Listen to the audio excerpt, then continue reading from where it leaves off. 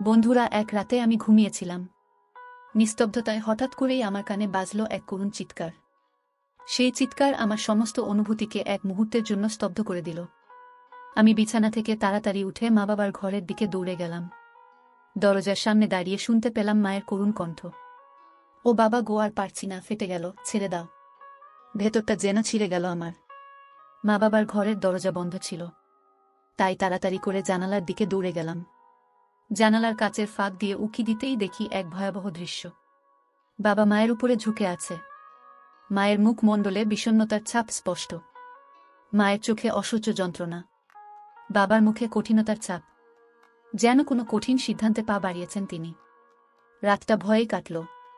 সকালে উঠে দেখি মা উঠেছেন, কিন্তু তার চোখে মুখে বিষণ্ণতার ছাপ স্পষ্ট। মাকে দেখে মনে হচ্ছিল যেন তিনি সারা রাত ঘুমাননি। মা গোসল করতে গিয়ে অনেক দেরি করলেন। এরপর গোসল করে এসে নিজের কাজে ব্যস্ত হয়ে পড়লেন। আমি মাকে জিজ্ঞাসা করলাম, মা গতকাল রাতে কি হয়েছিল? মা শুধু বলল, কিছু না, তুই এগুলো নিয়ে মাথা ঘামাস না। কিন্তু আমি তো জানি কিছু একটা তো ঘটেছেই, যেটা মা বলতে চাইছেন না। মায়ের কণ্ঠের বিষণ্ণতা আমাকে কুড়ে কুড়ে খাচ্ছিল। আমি ঠিক করলাম যেভাবেই হোক মায়ের কাছ থেকে সত্যটা জানতে হবে। আমি খুঁজতে শুরু করলাম সেই রাতের সত্য। মায়ের কাছ থেকে কোনো কিছু জানতে না পেরে আমি বাবার কাছে গেলাম। বাবাও কিছু বললেন না, তার মুখে শুধু বিষণ্ণতার ছাপ। সন্ধ্যাবেলায় আমি সবাইকে খেয়াল করছিলাম। রান্নাঘরে মা চুপচাপ রান্না করছে, আর বাবা বসার ঘরে বসে নিউজ পেপার পড়ছে।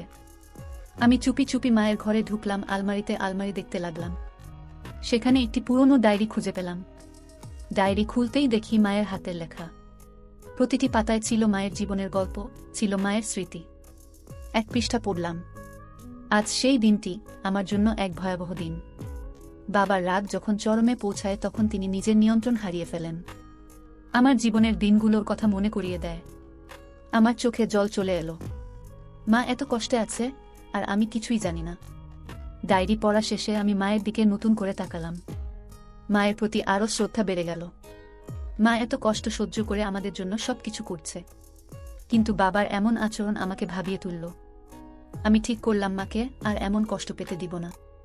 রাতের খাবার শেষে মা যখন নিজের ঘরে যাচ্ছিলেন, তখন মাকে আমি হাত ধরে বললাম, মা আমি জানি তুমি অনেক কষ্টে আছো। আমি তোমার পাশে আছি মা, তুমি এখন থেকে একা নও। আমার কথা শুনে মায়ের চোখে জল চলে এলো। মা আমাকে বুকে টেনে নিলেন। পরের দিন থেকে আমি মায়ের সাথে বেশি করে সময় কাটাতে লাগলাম। মাকে খুশি করার জন্য আমি অনেক কিছু করতাম। বাবা মায়ের মধ্যে ঝগড়া হলে আমি মাঝখান থেকে ঢুকে যেতাম। ধীরে ধীরে মায়ের মুখে হাসি ফিরিয়ে আনতে পেরেছি। মাস কয়েক পরে মা আবারও তার নিজের পুরনো রূপে ফিরে আসলেন। মা যেন আবারও জীবন্ত হয়ে উঠলেন। আমি বুঝলাম আমাদের ছোট ছোট ভালোবাসা প্রকাশ মায়ের জীবনে অনেক বড় পরিবর্তন আনতে পারে।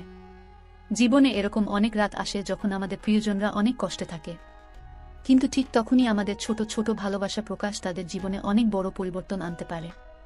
মা আর বাবা আবার নতুন করে জীবন শুরু করল, তাদের মধ্যেও ভালোবাসার মধুর সূচনা সৃষ্টি হল। আমি শিখতে পারলাম জীবনে আপনজনদের পাশে প্রতিটি মুহূর্তেই থাকা খুব জরুরি, খুব জরুরি। এই গল্পটি আমার জীবনের এক অনন্য শিক্ষা। বন্ধুরা, এরকম আরও মজার মজার গল্প পেতে আমাদের চ্যানেলটি সাবস্ক্রাইব করে আমাদের সঙ্গেই থাকুন। ধন্যবাদ।